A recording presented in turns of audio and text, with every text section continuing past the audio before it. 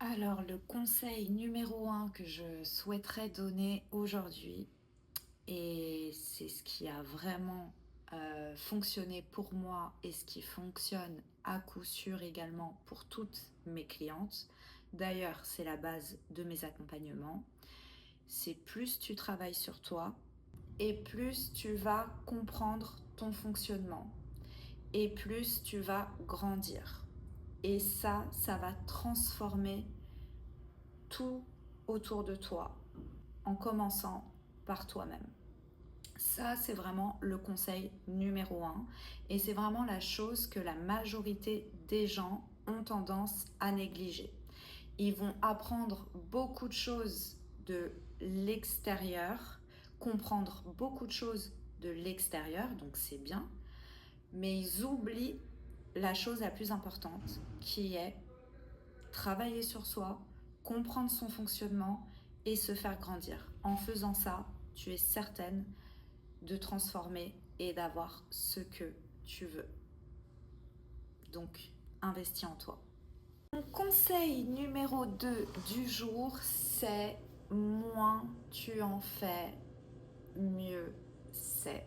Et ouais, on a tendance à croire qu'il faut en faire beaucoup, plus on travaille, plus on aura du résultat, plus on fait des actions, plus on aura des résultats, plus ci, plus ça, plus. Et ben non. En fait, moi j'ai commencé à avoir du résultat dans ma vie quand j'ai commencé à moins travailler, à faire moins d'actions. Le fait de vouloir faire plus, on fait les choses dans une énergie d'urgence, de manque. On n'est pas vraiment dans ce qu'on veut en fait.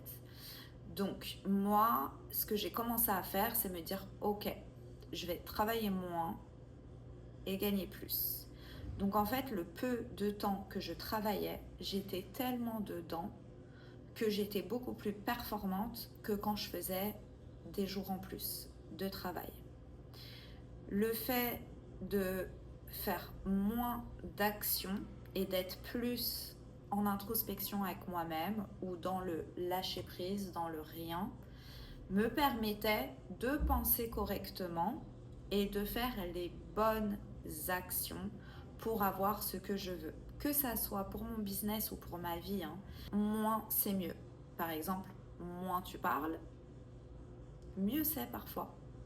Des fois, plus tu parles, plus tu te perds. Plus tu penses, plus tu te perds. Moins tu penses, mieux c'est. En fait, c'est faire peu de choses, moins de choses, mais bien. Et prioriser ce qu'on veut faire. Moins, c'est mieux. En faisant moins, tu peux vraiment gagner en qualité de vie. Pour terminer cette trilogie de conseils, mon conseil numéro 3, c'est alimente les opportunités.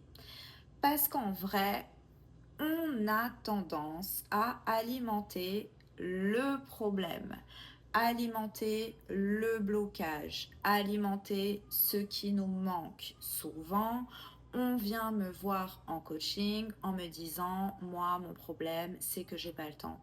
Moi mon problème c'est que j'ai pas d'argent. Moi mon problème c'est que j'ai pas de cliente. Moi mon problème c'est que j'ai pas de mec.